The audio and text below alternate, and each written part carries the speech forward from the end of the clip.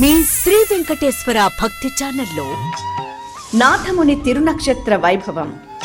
శ్రీ మహావిష్ణువుని పరదైవతంగా కొలిచి తరించారు పండిద్దరాళ్వార్లు.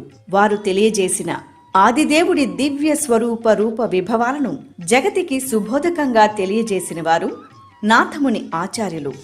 సంప్రదాయానుసారం భగవంతుడి కన్నా ఆచార్యుడు మిన్నా అన్నారు. అటువంటి అవతరించినటువంటి ఆచార్యుల్లో శ్రీమన్ నాథమునుల వారు.